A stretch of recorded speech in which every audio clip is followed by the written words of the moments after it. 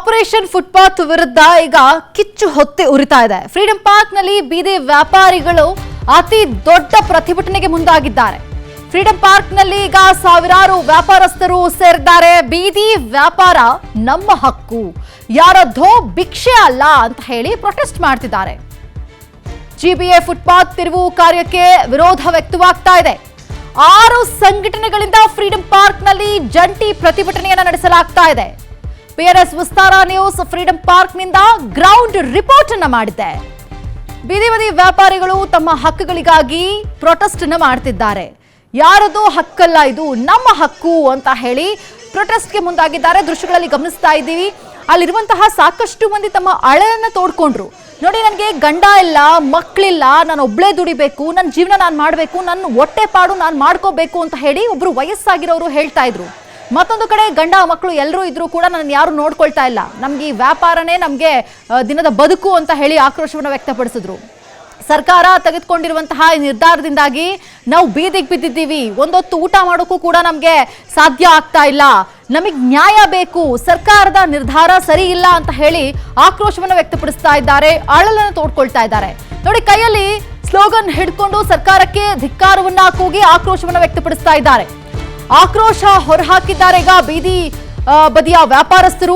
ಬೆಂಗಳೂರಿನ freedom park ನಲ್ಲಿ ನಡೀತಿರುವಂತಹ ಧರಣಿ ಇದು. ದೃಶ್ಯಗಳಲ್ಲೂ ಕೂಡ ನಾವು ಗಮನಿಸಿದ್ವಿ.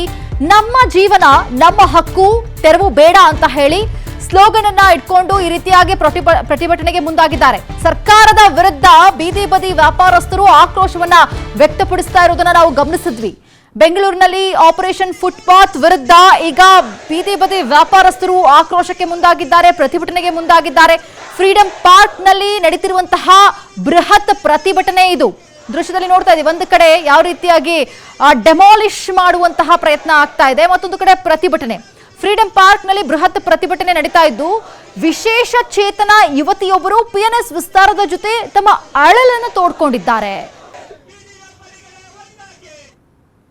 ಬೆಂಗಳೂರಿನಲ್ಲಿ ಬೀದಿ ಬದಿ ವ್ಯಾಪಾರಸ್ಥರು ಪ್ರತಿಭಟನೆ ಅಸ್ತ್ರವನ್ನ ಹಿಡಿದಿರುವಂತದ್ದು ಪಾದಚಾರಿ ಒತ್ತುವರಿ ವಿಚಾರವಾಗಿ ನಮ್ಮ ಮೇಲೆ ಸರ್ಕಾರ, ಜಿಬಿಎ ಅಧಿಕಾರಿಗಳು ನಮ್ಮ ಹೊಟ್ಟೆಯ ಮೇಲೆ, ನಮ್ಮ ಬಟ್ಟೆಯ ಮೇಲೆ, ನಮ್ಮ ಜೀವನದ ಮೇಲೆ ಬರೆಯನ್ನ ಎಳೆಯುವಂತ ಕೆಲಸವನ್ನ ಮಾಡ್ತಿದ್ದಾರೆ ಅನ್ನುವಂಥ ನಿಟ್ಟಿನಲ್ಲಿ ಪ್ರತಿಭಟನೆಯನ್ನ ಮಾಡ್ತಿರುವಂತದ್ದು. ಈ ಪ್ರತಿಭಟನೆಯಲ್ಲಿ ಹಲವಾರು ಬೀದಿ ಬದಿ ವ್ಯಾಪಾರಸ್ಥರು ಭಾಗಿಯಾಗಿರುವಂತದ್ದು. ಸುಮಾರು 6 ಜಂಟಿ ಸಂಘಟನೆಗಳಿಂದ ಈ ಒಂದು ಪ್ರತಿಭಟನೆಯ ಅಸ್ತ್ರವನ್ನ ಸರ್ಕಾರಕ್ಕೆ, ಜೊತೆಗೆ ಪ್ರತಿಭಟನೆಯ ವಿಚಾರವನ್ನ ಸರ್ಕಾರಕ್ಕೆ ಬಿಸಿಯನ್ನು ಮುಟ್ಟಿಸಬೇಕು ಅನ್ನುವಂಥ ರೀತಿಯಲ್ಲಿ ಪ್ರತಿಭಟನೆಯನ್ನ ಮಾಡಲಾಗ್ತಿದೆ. ಸುಮಾರು 6 ಜಂಟಿ ಸಂಘಟನೆಗಳು ಒಟ್ಟಿಗೆ ಒಗ್ಗಟ್ಟಿನಿಂದ ಈ ಒಂದು ಪ್ರತಿಭಟನೆಯನ್ನ ಮಾಡ್ತಿರುವಂತದ್ದು. ಬೆಂಗಳೂರಿನ ನಾನಾ ಏರಿಯಾದಿಂದ ಬೀದಿ ಬದಿ ವ್ಯಾಪಾರಸ್ಥರು ಬಂದಿದ್ದಾರೆ. ಹೂ ಇರ್ಬೋದು, ಹೋಟೆಲ್ ಮಾಲೀಕರು ಇರ್ಬೋದು, ಅಂಗಡಿ ಮುಂಗಟ್ಟನ್ನ ಹೊಂದಿರುವಂತಹ ಬೀದಿ ಬದಿ ವ್ಯಾಪಾರಸ್ಥರಿದ್ದಾರೆ. ಹೀಗೆ ಬೀದಿ ಬದಿ ವ್ಯಾಪಾರಸ್ಥರನ್ನ ನೋಡಿಕೊಂಡು ಹೋದಂತ ಸಂದರ್ಭದಲ್ಲಿ ನನಗೆ ಒಂದಿಷ್ಟು ಬೀದಿ ಬದಿ ವ್ಯಾಪಾರಸ್ಥರು ಕಣ್ಣಿಗೆ ಬಿದ್ರು, ಅವರನ್ನ ಮಾತನಾಡಿಸಿದೆ. ಆದ್ರೆ ಇಲ್ಲೊಬ್ರು ಅಂಗವಿಕಲ ವಿಶೇಷ ಚೇತನ ಬೀದಿ ಬದಿ ವ್ಯಾಪಾರಸ್ಥರು ಇದ್ದಾರೆ, ಬನ್ನಿ ಮಾತಾಡಿಸ್ತಾ ಹೋಗ್ತೀನಿ. ಆ ಭಾಗದಲ್ಲಿ ಪ್ರತಿಭಟನೆ ಆಗ್ತಿದ್ರೆ ಈ ಭಾಗದಲ್ಲಿ ಇವರು ಪ್ರತಿಭಟನೆಯನ್ನ ಮಾಡ್ತಿದ್ದಾರೆ. ಅಮ್ಮ ನಮಸ್ತೆ. ನನ್ನ ಹೆಸರು ಶಿಲ್ಪಾ ಅಂತ. ಶಿಲ್ಪಾ ಮೇಡಮ್, ಈಗ ನಿಮ್ಮ ಬೀದಿ ಬದಿಗಳಲ್ಲಿರುವಂತಹ ಅಂಗಡಿ ಮುಂಗಟ್ಟನ್ನ ತೆರವುಗೊಳಿಸುವಂತ ಕೆಲಸವನ್ನ ಮಾಡ್ತಿದ್ದಾರೆ. ಸೊ ನೀವು ವ್ಯಾಪಾರ ಮಾಡ್ತಿದ್ರಾ? ಹೌದು ಸರ್, ಮಾಡ್ತಾ ಇದ್ದೀವಿ. ಏನು ವ್ಯಾಪಾರ ಮಾಡ್ತಿದ್ರಿ? ಪೆಟ್ಟಿ ಅಂಗಡಿ ಇಟ್ಕೊಂಡಿದ್ದೀವಿ ಸರ್. ಎಲ್ಲಿ ಅಮ್ಮ? ಮಾದೇಪುರ ಸರ್. ಈಗ ತೆರವುಗೊಳಿಸಿದಾರೆ ನಿಮಗೆ? ಹೌದು ಸರ್. ಎಷ್ಟು ಕಷ್ಟ ಆಗುತ್ತಮ್ಮ ಈ ತರ ಇದ್ದಾಗ? ಸರ್, ದಿನನಿತ್ಯ ನಾವು ನಡೆಯೋದು ಊಟಕ್ಕೆಲ್ಲ ಅದರಿಂದನೇ ತಾನೆ ಸರ್ ಆಗೋದು. ಆಚೆ ಹೋಗಿ ಬಸ್ ಹತ್ತಿ ಇಳಿಯಕ್ಕೆಲ್ಲ ಕಷ್ಟ ಆಗುತ್ತೆ, ಓಡಾಡಕ್ಕೂ ಕಷ್ಟ ಆಗುತ್ತೆ. ಏನೋ ಅದನ್ನೇ ನಂಬ್ಕೊಂಡು ಜೀವನ ಕಟ್ಕೊಂಡಿದೀವಿ. ಇವಾಗ ಅದು ಇಲ್ಲ ಅಂದ್ರೆ ಏನ್ ಮಾಡ್ಬೇಕು ಅಂತಾನೆ ಅರ್ಥ ಆಗ್ತಾ ಇಲ್ಲ ಸರ್. ನೀವು ಒಬ್ಬರೇ ಇರೋದಾ? ಹೌದು ಹೌದು. ಎಷ್ಟು ವರ್ಷಗಳಿಂದ ವ್ಯಾಪಾರ ಮಾಡ್ತಿದ್ದೀರಾ? ಸರ್, ಇವಾಗಲೇ 2 ವರ್ಷದಿಂದ ಮಾಡ್ತಾ ಇರೋದು ಸರ್. ಸರ್, ಆ ಗೃಹಲಕ್ಷ್ಮಿ ಅಂತಾರೆ, ಅದು ಬೇಡ ಸರ್, ನಮ್ಗೆ ಖಂಡಿತ ಬೇಡ. ಅದರಿಂದ ನಮ್ಗೇನು ಬರೋದು ಇಲ್ಲ. ದಯವಿಟ್ಟು ನಮ್ ಬದುಕೋಕೆ ಇದೊಂದು ದಿನ ಏನೋ ನೋಡಿ, ಎಲ್ಲಾರ ತರ ನಾವು ಕೆಲಸ ಮಾಡ್ಬೇಕು ಅನ್ನೋ ಆಸೆ ನಮಗೂ ಇರುತ್ತೆ. ಪ್ಲೀಸ್ ಕೇಳ್ಕೊಂತ ಇದೀವಿ. ನಮ್ ಕಾಲ್ ಮೇಲೆ ನಾವು ನಿಂತ್ಕೊಳಕ್ಕೆ ಏನು ಸರ್ಕಾರದಿಂದನೂ ನಮ್ಗೇನು ಯೂಸ್ ಇಲ್ಲ. ಅವರು ಏನಾದ್ರೂ ಹೆಲ್ಪ್ ಮಾಡ್ಕೊಟ್ಟಿಲ್ಲ ಅಂದ್ರೂ ಇನ್ನೇನ್ ಮಾಡೋಕ್ಕೂ ಆಗಲ್ಲ ಸರ್. ಜೀವನ ನಡೆಯೋದ ಕಷ್ಟ ಆಗುತ್ತೆ. ಸರ್ಕಾರ ಈ ಒಂದು ರೂಲ್ಸ್ ತಂದಿರೋದು ಪಾದಚಾರಿಗಳ ಸೇಫ್ಟಿಗೋಸ್ಕರ. ಈಗ ರೋಡಲ್ಲಿ ಜನರು ನಡ್ಕೊಂಡು ಹೋಗ್ತಿರ್ತಾರಮ್ಮ, ಪಾದಚಾರಿ ಮಾರ್ಗದಲ್ಲಿ ಗಾಡಿಗಳು, ಇದರ ಅಂಗಡಿ ಮುಂಗಟ್ಟೆಲ್ಲ ಇರುತ್ತವಮ್ಮ.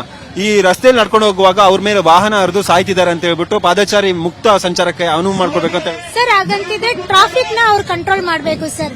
ಟ್ರಾಫಿಕ್ ಪೊಲೀಸ್ ಅವ್ರನ್ನ ಅವರು ಮೇಂಟೈನ್ ಮಾಡಬೇಕು. ಈ ತರ ಫುಟ್ಪಾತ್ ಅಂಗಡಿಗಳು ಅಲ್ವಲ್ಲ ಸರ್.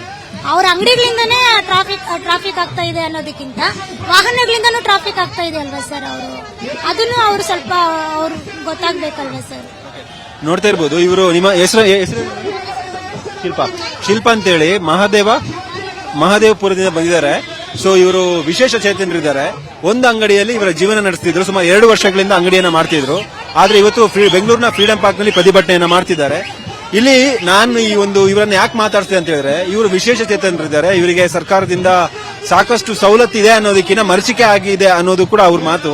ಸರ್ಕಾರ ಇಂಥವ್ರ ಬಗ್ಗೆ ಕೂಡ ಕಾಳಜಿ ವಹಿಸಬೇಕು. ಮಾನವೀಯತೆ ದೃಷ್ಟಿಯಿಂದ ಇವರಿಗೊಂದು ಪರ್ಯಾಯ ವ್ಯವಸ್ಥೆಯನ್ನು ಮೊದಲು ಕಲ್ಪಿಸಿಕೊಟ್ಟು, ಅಂದ್ರೆ ನಿಮ್ಮ ಅಂಗಡಿಯನ್ನ ನೇರವಾಗಿ JCB ಬಂದ್ಬಿಟ್ಟು ಎತ್ಬಿಟ್ರ? ಹೌದು, ಟ್ಯಾಕ್ಟ್ರಿ JCB ಎರಡು ಬಂದು ಎತ್ಕೊಂಡು ಹೋಗಿದ್ದಾರೆ. ಪುಡಿ ಮಾಡ್ಬಿಟ್ರ? ಇಲ್ಲ, ಹಾಗೆ ಎತ್ಕೊಂಡು ಹೋಗಿದ್ದಾರೆ ಸರ್. ಗೊತ್ತಿಲ್ಲ ಸರ್, ಅಲ್ಲಿ ಹೋದ್ಮೇಲೆ ನನ್ಗೆ ಗೊತ್ತಾಗಿದೆ ಎತ್ಕೊಂಡು ಹೋಗಿದ್ದಾರೆ ಅಂತ. ಇದಿಷ್ಟು ಇವರು ಹೇಳ್ತಿರುವಂತಹ ಮಾತು. ಇನ್ನು GB ಅಧಿಕಾರಿಗಳು ಕಾರ್ಯಾಚರಣೆಯನ್ನು ಮಾಡ್ತಿದ್ದಾರೆ. ಈ ಒಂದು ಕಾರ್ಯಾಚರಣೆ ಮೂಲಕ ಇಂಥವರ ಹೊಟ್ಟೆ ಮೇಲೆ ಹೊಡೆಯುವಂತ ಕೆಲಸವು ಆಗ್ತಿದೆ ಅನ್ನೋದು ಕೂಡ ಇಲ್ಲಿ ಸ್ಪಷ್ಟಪಡಿಸಬೇಕಂತ ವಿಚಾರ.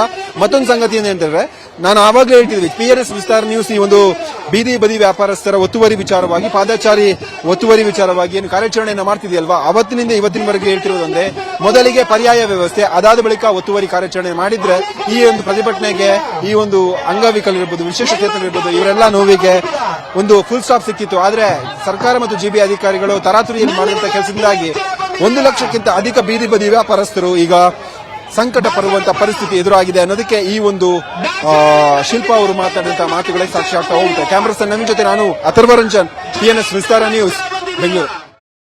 ಬೆಂಗಳೂರಿನ ಫ್ರೀಡಂ ಪಾರ್ಕ್ ನಲ್ಲಿ ಬೀದಿ ಬದಿ ವ್ಯಾಪಾರಸ್ಥರು ಪ್ರತಿಭಟನೆಯನ್ನ ಮಾಡ್ತಿದ್ದಾರೆ. ಒಂದ್ ಕಡೆಯಿಂದಾಗಿ ಆಕ್ರೋಶವನ್ನ ಹೊರ ಹಾಕ್ತಿದ್ದಾರೆ. ರಾಜ್ಯ ಸರ್ಕಾರ, GB ಅಧಿಕಾರಿಗಳು ನಮ್ಮ ಬದುಕಿನ ಮೇಲೆ ತಣ್ಣೀರು ಬಟ್ಟೆಯನ್ನು ಹಾಕುವಂತ ಕೆಲಸವನ್ನ ಮಾಡ್ತಿದ್ದಾರೆ ಅನ್ನುವಂಥ ನಿಟ್ಟಿನಲ್ಲಿ ಬೀದಿ ಬದಿ ವ್ಯಾಪಾರಸ್ಥರು ಇವತ್ತು ಪ್ರತಿಭಟನೆಗೆ ಕರೆ ಕೊಟ್ಟಿರುವಂತದ್ದು. ಸುಮಾರು 6 ಜಂಟಿ ಸಂಘಟನೆಗಳ ಮೂಲಕ ಪ್ರತಿಭಟನೆಯನ್ನು ಕರೆದಿರುವಂತದ್ದು. ಈ ಒಂದು ಪ್ರತಿಭಟನೆಯ ಬಿಸಿ ರಾಜ್ಯ ಸರ್ಕಾರಕ್ಕೆ ತಟ್ಟಬೇಕು ಅನ್ನುವಂಥ ನಿಟ್ಟಿನಲ್ಲಿ ಪ್ರತಿಭಟನೆ ಮಾಡ್ತಿರುವಂತದ್ದು.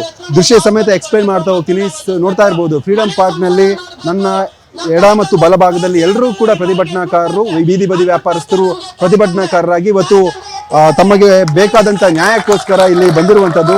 ಯಥೇಚ್ಛವಾಗಿ ಏನು ಬೀದಿ ಬದಿ ವ್ಯಾಪಾರಸ್ಥರನ್ನ ತೆರವುಗೊಳಿಸಿದ್ದಾರೆ. ಪಾದಚಾರಿ ಮಾರ್ಗಗಳಿಂದ ಅವರ ಅಂಗಡಿಗಳನ್ನು ಮುಕ್ತಗೊಳಿಸಬೇಕು ಅನ್ನುವಂಥ ನಿಟ್ಟಿನಲ್ಲಿ ತೆರವುಗೊಳಿಸಿದ್ದಾರೆ.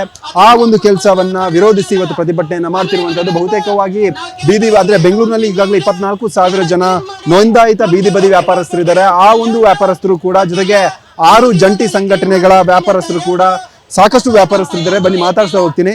ಅಮ್ಮ, ನೀವೀಗ ವ್ಯಾಪಾರ ಮಾಡ್ತಿದ್ದೀರಾ? ವ್ಯಾಪಾರ ಮಾಡ್ತೀವಿ. ಎಲ್ಲಿ ಮಾಡ್ತಿದ್ದೀರಾ? ತೆಂಗಿನಕಾಯಿ ಇಸ್ರೋ ಲೇಔಟ್ ಅಲ್ಲಿ. ನಿಮ್ಮ ಅಂಗಡಿ ಕ್ಲೋಸ್ ಮಾಡ್ತಿದ್ದೀರಾ?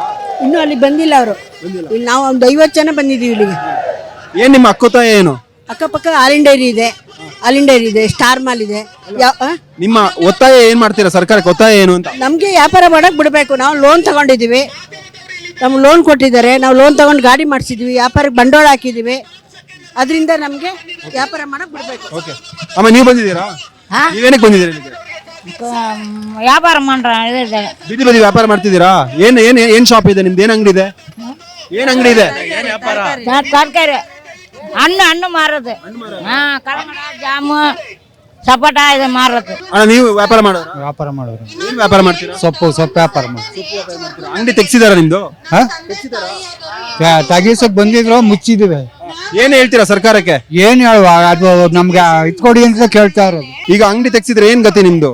ಅಂಗಡಿ ತೆಗ್ಸಿದ್ರೆ ನಮ್ಗೆ ಗತಿಯೇ ಇಲ್ದಂಗ ಆಯ್ತದೆ. ನಗರದ ಹಲವು ಭಾಗಗಳಲ್ಲಿ ಬೀದಿ ಬದಿ ವ್ಯಾಪಾರಸ್ಥರು ಏನು ಪ್ರತಿಭಟನೆಯನ್ನ ಮಾಡ್ತೀರಾ, ಈ ಒಂದು ಪ್ರತಿಭಟನೆಗೆ ವ್ಯಾಪಕವಾಗಿ ಆಕ್ರೋಶ ಕೂಡ ಹೊರ ಹಾಕಿರುವಂತದ್ದು. ಒಂದು ಹಂತದಲ್ಲಿ ಸರ್ಕಾರದ ಮಟ್ಟದಲ್ಲಿ ಕೂಡ ಈ ಒಂದು ಪ್ರತಿಭಟನಾಕಾರರಿಗೆ ಈಗಾಗಲೇ ಪರ್ಯಾಯ ವ್ಯವಸ್ಥೆಯನ್ನ ಮಾಡಿಕೊಡ್ತೀವಿ ಅನ್ನುವಂತ ಮಾತನ್ನ ಸ್ವತಃ CM DK ಶಿವಕುಮಾರ್ ಅವರು ಹೇಳಿದ್ರು. ಆದ್ರೆ ನಮಗೆ ಕೂಡಲೇ ಪರ್ಯಾಯ ವ್ಯವಸ್ಥೆ ಮಾಡಬೇಕು, ಅದಾದ ಬಳಿಕ ನೀವು ಒತ್ತುವರಿಯನ್ನ ತೆರವುಗೊಳಿಸಬೇಕು. ಈಗಾಗಲೇ ಒತ್ತುವರಿ ಕಾರ್ಯವನ್ನು ಆರಂಭ ಮಾಡಿದಿರಲ್ಲ, ಅದನ್ನ ಸ್ಥಗಿತಗೊಳಿಸಬೇಕು ಅಂತ ಹೇಳಿ ಈ ಒಂದು ಫ್ರೀಡಂ ಪಾರ್ಕ್ ನಲ್ಲಿ ಪ್ರತಿಭಟನೆ ಮಾಡ್ತಿರುವಂತದ್ದು. ಕ್ಯಾಮರಾ ಪರ್ಸನ್ ನವೀನ್ ಜೊತೆ ನಾನು ಅಥರ್ವರಂಜನ್, PNS ವಿಸ್ತಾರ ನ್ಯೂಸ್, ಬೆಂಗಳೂರು.